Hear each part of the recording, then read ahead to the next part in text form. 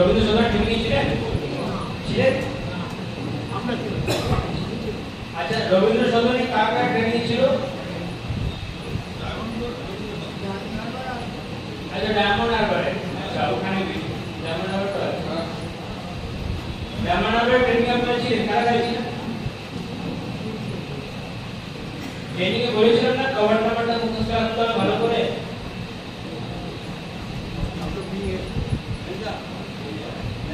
Cover নাম্বারটা দেখুন, আপনি 618 বললেন, 618 বলা চলবে না। ওখানে কোনো সমস্যা যদি কিছু হয় আপনি কাকে পাবেন?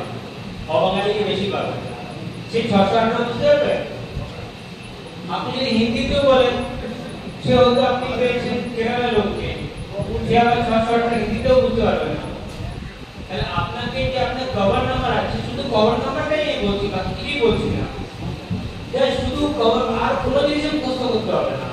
দোয়া আছে, দোয়া কোনো জায়গায় বলা নেই দিয়ে হজের সময় এই দোয়াটাই পড়তে হবে। নিয়ত, নিয়ত বেশি ইম্পর্টেন্ট। যেখানে কোনো দোয়া মুখস্থ নেই সেখানে দরুদ শরীফ পড়ুন। কভার নাম্বারটা না জানলে খুব অসুবিধা। কভার নাম্বারটা আপনাকে ইংরেজিতে জানতে হবে। WBM স্টার্ট হচ্ছে তো, WBM আপনাকে বলতে হবে WBM ড্যাশ 618, মানে 618 বলা যাবে না, 618 বলতে হবে। তারপরে ড্যাশ, যদি দুজন তিনজন হন তাহলে ড্যাশ 2 ড্যাশ 0, 0 বলা যাবে না, ড্যাশ 2 ড্যাশ 0। এটা আপনার কভার নাম্বার। কভার নাম্বার থেকে কি কি জানা যায়, কি কি জিনিস জানা যায় কে বলবেন? আসুন আসুন, নাই আছে পড়ে না আছে হ্যাঁ ওনাকে দিন কে গেলেন কে গেলেন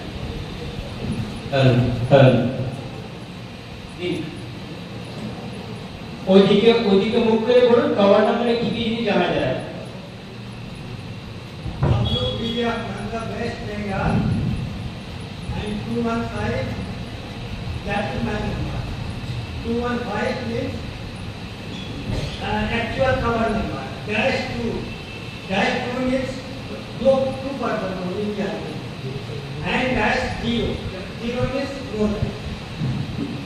हाँ এটা ঠিক আছে, কভার নাম্বারটা বলেন, বাট আমি কভার নাম্বারটা কেন চাইছি মুখস্থ রাখতে, কেন বলছি বারবার कवर नंबर मुखस्त रखते, इसलिए चाहिए कि वो कवर नंबर बता देने से आपका ये होगा कि हम ये फला आदमी वेस्ट बंगाल से आए हैं और इनका ये नंबर कोई भी वहाँ का जो है ये गार्जियन होगा वो आपके रूम में पहुँचा देगा अगर मिसिंग होगा। আর কেউ বলবে তাহলে আমি ট্রেনিং দিতে পারছি না আপনাদেরকে। কভার নাম্বারটা আমরা বারবার কেন বলছি, দেখুন আপনাদের এখন তো বেশিরভাগ কাজই মোবাইলের মাধ্যমে হচ্ছে, ঠিক আছে? মোবাইলে আপনি হোয়াটসঅ্যাপে আপনারা সবাই আছেন তো, হোয়াটসঅ্যাপে আমি বইগুলো পাঠাচ্ছি, কোনো কিছু থাকলে সেগুলো আমরা হোয়াটসঅ্যাপের মাধ্যমে পাঠাচ্ছি। এই যে ফাইন্যান্স ইনস্টলমেন্ট টাকাটা, যেটা 27 তারিখ অবধি লাস্ট ডেট আছে, সবাই আপনারা জানেন তো, জানেন তো হোয়াটসঅ্যাপে আমরা পাঠিয়েছি, আপনারা জেনেছেন, ঠিক? এখন আপনাদের কভার নাম্বার আছে যে হজের যে হোয়াটসঅ্যাপের যে অ্যাপ আছে বা হজের যে ওয়েবসাইট আছে বা যে কোনো জায়গায় আপনারা যে দরখাস্ত করেছেন হজের ক্ষেত্রে, দরখাস্ত কিভাবে করেছেন? হাতে লিখেছেন, কম্পিউটারে কি করেছেন, বা কোনো দোকানে করেছেন বা মোবাইলের মাধ্যমে করেছেন, তাই তো? তাহলে সেখানে ডাটাবেস পুরো আপনার স্টোর মানে জমিয়ে রাখা হয়েছে। ওকে, আপনি ধরুন মদিনা শরীফে, মক্কা শরীফে, মাশায়ের রিজনে যেখানে আমরা হজ করতে যাচ্ছি, মেন যে খাস 5 দিন মাশায়ের রিজন, মিনা, মুজদালিফা, আরাফাত, এটাকে আমরা কি বলছি? মাশায়ের রিজন বলছি। সেখানে যে কোনো জায়গা যদি কোনো সমস্যা হয়, যে কোনো জায়গা সমস্যার সম্মুখীন হলে আপনাকে তো আপনি কাউকে বলবেন সাহায্যের জন্য, কাকে বলবেন, তাই তো? আপনি দেখবেন ওখানে অনেক ভলান্টিয়ার আছে, স্বেচ্ছাসেবী আছে, তারা হয়তো টুপি পরেছে, সেখানে ভারতের পতাকা আছে, বা জ্যাকেট পরা আছে, পিছনে ভারতের পতাকার চিহ্ন আছে, তাহলে আপনি দেখে বুঝতে পারলেন যে ভারতীয় আছে, তাই তো? অন্য কাউকে তো আপনি নিতে পারবেন না। তার কাছে কি আপনি একটা বলছেন, ও একটা বলছে, কিছু বোঝা যাবে না। তাহলে অ্যাটলিস্ট ভারতীয় হতে হবে। এবার ভারতের কোনো স্বেচ্ছাসেবী হলো বা আমাদের কেউ আধিকারিক থাকলো, তাকে গিয়ে আপনি বললেন, ও তো আপনার কথা বুঝতে পারলো বা পারলো না, কিন্তু এটা বুঝে নিচ্ছে, এটা বুঝে যাবে যে হয়তো আপনার কোনো অসুবিধা আছে। যদি আসামে বা বাংলার কেউ থাকে তাহলে বুঝে যাবে, অন্য কোনো দেশে অন্য কোনো প্রদেশে থাকলে বুঝতে পারবে না। ঠিক তখন ও কিন্তু আপনাকে জিজ্ঞেস করবে কভার নাম্বার। কেন? আপনি যে কভার নাম্বার যখন বললেন WBF-618-2-0 কভার নাম্বার বলার পরে যে অ্যাপ আছে, আমি ট্রেনিং এ আপনাদেরকে দেখিয়েছিলাম, তো ওই অ্যাপে কভার নাম্বারটা দেন। এবার কভার নাম্বার 618 বলে তো হবে না, 1222 বলে তো হবে না, কভার নাম্বারটা পুরো বলতে হবে আর ইংরেজিতে বলতে হবে। আর নেহাত যদি কারো অসুবিধা হয় তাহলে কভার নাম্বারটা সবসময় হাতে লিখে রাখা বা কোনো কার্ডে লিখে রাখা, সবসময় যেটা আপনার কাছে থাকবে, তাহলে সঙ্গে সঙ্গে আপনি সেটাকে দেখিয়ে দিন। ঠিক কভার নাম্বারেও দেখবে, সেই কভার নাম্বার থেকে বুঝে যাবে যে আপনি কলকাতা থেকে মদিনা শরীফ এসেছেন, কবে এসেছেন, জেদ্দা থেকে কলকাতা ফিরবেন কবে, আপনি আপনার এই কভারে কারা কারা আছেন, মদিনা যদি থাকেন তাহলে মদিনাতে আপনি কোন হোটেলে আছেন, মক্কা শরীফে থাকেন আজিজিয়াতে আপনি কোন হোটেলে আছেন, আপনার পাসপোর্ট নাম্বার কত, ভিসা কত, পশ্চিম বাংলায় আপনি কোন জেলায় আপনার ঠিকানাটা কি আছে, সমস্ত জিনিসগুলো কিন্তু আপনার পুরো পঞ্জিকাটা কিন্তু কভারের নাম্বার মধ্যেই রয়েছে। ফলে কভার নাম্বারটা অবশ্যই মুখস্থ করতে হবে। সিম্পল একদম এক লাইনের ব্যাপার আছে, কিন্তু এটা ছাড়া খুব অসুবিধা আছে, বিশেষ করে যারা আমাদের বয়স্ক যারা হাজির আছেন তাদের ক্ষেত্রে আমি বারবার বলছি, আপনি আছেন, আপনার সঙ্গে মাস্তুরাত আছেন, আপনি একসঙ্গে যাচ্ছেন, একসঙ্গে গেলে সেলেক্ট করে একসঙ্গে যখন যাচ্ছেন আপনি মদিনা শরীফে, আপনি নামাজ পড়তে যাবেন আলাদা হয়ে যাবেন, আপনার মাস্তুরাত আপনার যারা আছেন, যদি স্ত্রী থাকে, মেয়ে থাকে, মা থাকে, তারা আলাদা হয়ে যাবে, আলাদা তো পড়তে হবে নামাজ। আপনি হারাম শরীফে মক্কা শরীফে আছেন, আলাদা থাকবেন, মিনাতে আপনি খেমাতে আছেন, সেখানে আলাদা থাকবেন। তাহলে বেশিরভাগ জায়গায় যখন আমাকে আলাদা থাকতে হচ্ছে, তখন তো হতেই পারে এমন, যেহেতু প্রচুর ভিড়ের ব্যাপার আছে, হারিয়ে গেলেন বা খুঁজে পাচ্ছেন না, ওনার কাছে যেন মোবাইল থাকে, আপনার কাছে যেন মোবাইল থাকে, ঠিক তাতেও দেখা গেল একদম পাচ্ছেন না, তখন অ্যাটলিস্ট কভার নাম্বারটাই আপনাকে হেল্প করতে কাজে লাগবে। ফলে এটা একদম অবশ্যই মুখস্থ রাখতে হবে কভার নাম্বারটা।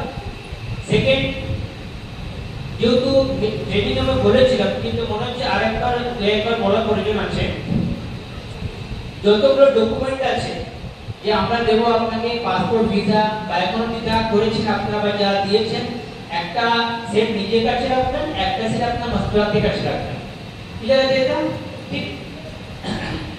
এবার আপনারা ফাইনাল ইনস্টলমেন্ট টাকাটা এসএমএস পেয়ে গেছেন, 1,06,900 টাকা দিতে হবে, প্লাস 15,180 টাকা যারা কুরবানিতে ইয়েস করেছে। ঠিক, যারা আদাহিতে বা কুরবানিতে ইয়েস করেছেন তারা 1,06,900 টাকা প্লাস 15,180 টাকা, দুটো অ্যাড আপ করে একটা চালানে দিলেও হবে। আর যারা কুরবানিতে নো করেছেন তারা 1,06,900 টাকা ফাইনাল ইনস্টলমেন্ট দেবেন। ক্লিয়ার আছে এখানে? এবার যদি কারো কুরবানিতে নো দেওয়া থাকে, আপনি এখন ইয়াস করতে চান, তাহলে আমাদেরকে আগে দরখাস্ত করবেন, তারপরে কিন্তু কুরবানি টাকা দেবেন, নচেত এখন দেওয়ার মধ্যে কোনো প্রয়োজন নেই। বুঝতে পারছেন? এখন আমাদের কি করণীয় আছে? আপনাদের ভ্যাকসিনেশন হবে। ভ্যাকসিনেশন প্রত্যেক হাজিতে আছে, প্রত্যেক হাজিকে দুটো টিকা মাস্ট, একটা হচ্ছে পালস পোলিও আর একটা হচ্ছে মেনিকোকোকাল। ঠিক, এই দুটো টিকা যখন আমরা দেব, এটা ইনশাআল্লাহ আপনার এক সপ্তাহের মধ্যে আমরা গ্রুপে দিয়ে দেব। ঠিক আপনার এই এপ্রিল মাসের মধ্যেই পুরো প্রক্রিয়াটা কিন্তু ইনশাআল্লাহ কমপ্লিট হয়ে যাবে। ওকে, তো এবার এই যে দুটো ভ্যাকসিন যখন হবে, দুটো ভ্যাকসিন হওয়ার পরে একটা কার্ড দেওয়া হবে। এটা কি হবে? কার্ড দেওয়া হবে। সেই কার্ডে স্ট্যাম্পটা মারা হবে। ওই কার্ডটা নিজের কাছে রাখতে হবে। আর আমার যারা মা বোনেরা আছেন তাদের কাছে অনুরোধ যে আপনার নামে যে কার্ড বা আপনার নামে যে পাসপোর্ট, আপনার নামে যে ভিসা, আপনার সমস্ত কাগজপত্র আপনি কিন্তু আপনার কাছে রাখবেন। আর যারা যারা পুরুষরা আছেন তারা কিন্তু নিজের জিনিসগুলো নিজের কাছে রাখবেন। আপনার মাস্কুলাতে গায়ে থাকবে, আপনার জিনিস আপনার গায়ে থাকবে। একটা কাজ করতে পারবেন, সমস্ত যা নথিপত্র রাখবে সব জিনিসের ছবি তুলে রাখবে। ছবি তুলে রাখলে কিন্তু পরে সুবিধা হবে। বুঝা গেল? ঠিক আছে। এবার আমাদের ফ্লাইট কবে থেকে কবে অবধি আছে? 9 মে থেকে 25 মে। তাহলে 9 মে থেকে 25 মে আপনাদের ফ্লাইটটা ইনশাআল্লাহ পড়বে। সেই হিসাবে আমাদেরকে প্রস্তুত থাকতে হবে। 2 সপ্তাহ মধ্যে আপনারা এসএমএস পেয়ে যাবেন। কার কাছে এসএমএস আসবে? কভারের কাছে। কভারের কাছে এসএমএস আসবে। এসএমএস আসার পরে আপনারা অনলাইন রিপোর্টিং করতে পারবেন। নইলে 2 দিন আগে কোথায় আসতে হবে? মদিনাতুল উজ্জাজ নিউ টাউন। মদিনাতুল উজ্জাজ নিউ টাউনে এসে অনলাইন রিপোর্টিং কাজটা কমপ্লিট করে একদিন আগে আমরা আপনাদেরকে কি দেব? ট্রাভেল ডকুমেন্ট দেব। পাসপোর্ট, ভিসা, বোর্ডিং পাস দেব। বোর্ডিং পাস মানে কি? বোর্ডিং পাস মানে যাওয়া আসার টিকিট। ঠিক আছে। আর স্টিকার থাকবে, আনুষঙ্গিক আরো জিনিস থাকবে, সেগুলো আমরা দেবো আপনাকে 2 দিন আগে, মানে একদিন আগে দেবো। 2 দিন আগে ধরুন ফ্লাইট যদি 15 তারিখে হয় তাহলে আপনার 13 তারিখে আসবেন। কে আসবে? কাকে আসতে হবে?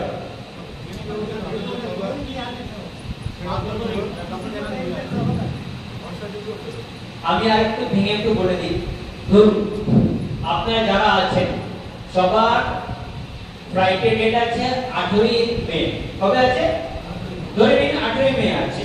তাহলে 8ই মে যদি হয় তার আগে আপনি এসএমএস কভারের এসএমএস পাচ্ছেন। এসএমএস যখন পেয়ে যাচ্ছেন আপনারা অনলাইন রিপোর্টিং করতে পারবেন।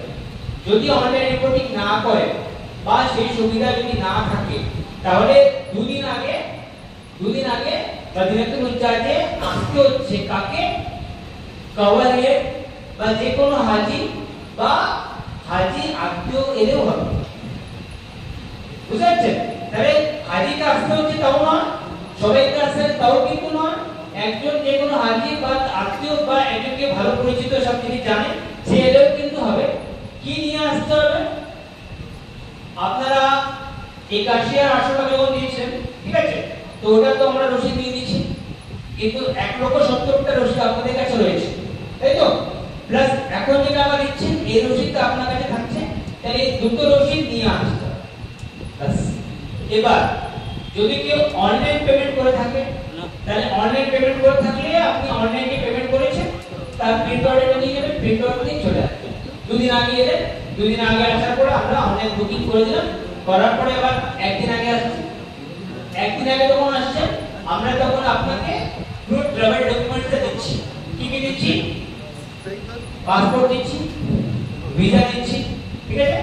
তারপর আপনার বোর্ডিং পাস থাকছে, আপনার যে ব্যাগেজ স্টিকার থাকবে, আই কার্ড থাকবে, ই ব্রেসলেট থাকবে, স্টিল ব্রেসলেট থাকবে, আর যাবতীয় যা জিনিস থাকবে সেগুলো আমরা আপনাকে একদিন আগে দিয়ে দেব। এবার যেদিন আপনার ফ্লাইট আছে, ধরুন 8 তারিখে আপনার ফ্লাইট আছে দুপুর 2টোর সময়, ধরে নিন। তাহলে দুপুর 2টোর সময় হলে 6 ঘন্টা আগে আপনি কোথায় আসবেন? এয়ারপোর্টে নয়, মদিনাতুল উজ্জাজে 6 ঘন্টা আগে ধরুন আপনি 6টার সময়, 7টার সময়, 8টার সময় এলেন। আসার পরে আমরা কি করব? আপনি কি নিয়ে আসছেন? কিছু না বললে আমাকে নিজে নামতে হবে। কিছু বলছেন না আপনারা, এটা ট্রেনিংটা আমি দিয়েছি। কি নিয়ে আসতে হবে? দুটো ট্রলি নিয়ে আসবেন আর একটা হ্যান্ড ব্যাগ থাকবে। হ্যান্ড ব্যাগে ওজন কত হবে? 7 কেজি। ঠিক আছে। আপনাদের দুটো ট্রলি থাকবে, ট্রলি ওটা কত করে থাকবে 20 20 20 20 করে ম্যাক্সিমাম। এবার দুটো ট্রলি আমরা বুক করে নেব। বুক করার পরে কি দেব আপনাকে? আপনাকে এখন রসিদ দেব তো নাকি আমি ট্রলি নিয়ে নেব? আপনাকে রসিদ দিচ্ছি, ব্যাগেজ আইডেন্টিফিকেশন কার্ড, ওই ছোট করে একটা বারকোড টাইপের থাকে, সেটা বেশিরভাগ কি হয়, বেশিরভাগ আগে যায়। তাহলে কি করব? ছবি তুলে নেব। ঠিক আছে, ব্যাগের আইডেন্টিফিকেশন কার্ড দিলো, সঙ্গে সঙ্গে ছবি তুলে নেবেন। তাহলে আপনার কাছে কি থাকলো? ব্যাগ থাকলো, শুধু কেবিন ব্যাগ থাকলো বা হ্যান্ড ব্যাগ থাকলো 7 কেজি। ওকে, হ্যান্ড ব্যাগটা থাকলো 7 কেজি। সেখানে কি কি জিনিস থাকতে পারে? এই মাইক কোথায় আছে? ওয়ারলেস না তো? হ্যাঁ, ওয়ারলেস এটা না আছে। এই যে যাবে না কন্টেস্টটা নেই, কি হলো কন্টেস্টটা? আমরা যে হ্যান্ড ব্যাগ দেব, হ্যান্ড ব্যাগ নিয়ে যাবো তো হ্যান্ড ব্যাগে কি কি জিনিস থাকবে? কি কি জিনিস থাকবে? কাগজপত্রের মধ্যে কি কি জিনিস থাকবে? না, ডকুমেন্ট তো করলে হবে, ডকুমেন্ট কি মাধ্যমিকের সার্টিফিকেট থাকবে? কি থাকবে?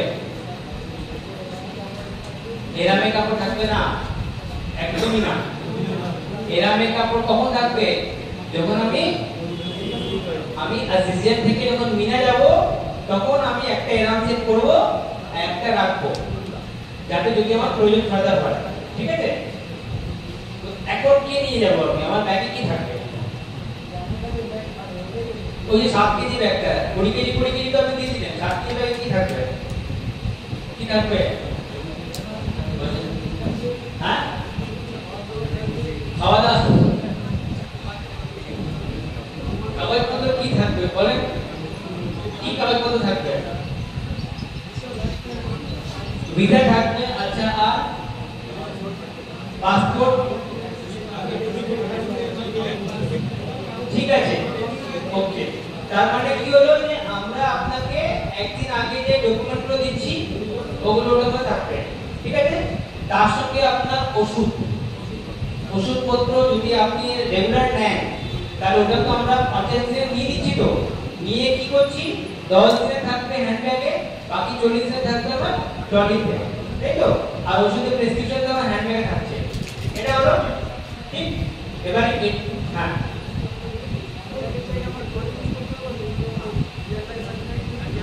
ট্রলি করতে পারবেন। সাইজ যে হ্যান্ড ব্যাগের সাইজ আছে ওই সাইজের মধ্যে হতে হবে, ট্রলি হতে পারে। তবে কি আছে, যে হ্যান্ড ব্যাগ আপনার স্কুল ব্যাগ টাইপের যদি হয়, ব্যাকপ্যাক টাইপের, তাহলে সেটা সুবিধা যখন আপনি আজিজিয়া থেকে যখন মিনা যাবেন, আজিজিয়া থেকে মিনাতে কিন্তু স্কুল ব্যাগটা খুব কাজে লাগে। দুটো হাত কিন্তু ফ্রি থাকবে, তখন এত ভিড় থাকবে না, তো দুটো হাত ফ্রি থাকলে ভালো। ট্রলি ছোট হলেও কিন্তু আপনার একটা হাত কিন্তু এঙ্গেজ থাকছে।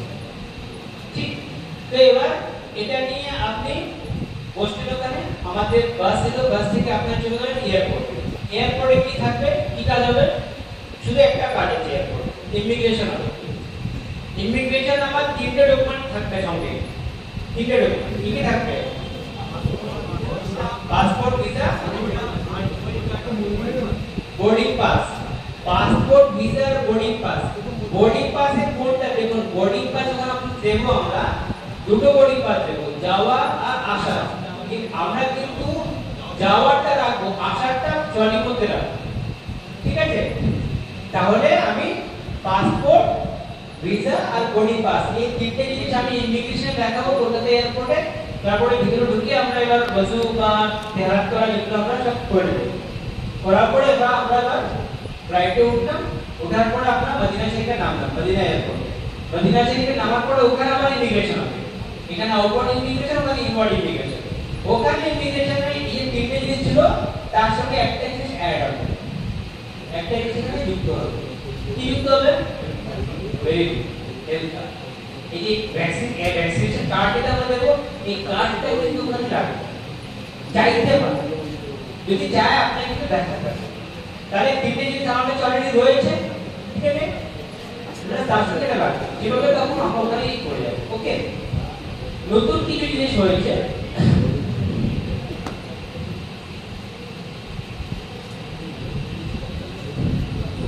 নতুন যেটা হয়েছে একটা হজ সুবিধা অ্যাপ আছে।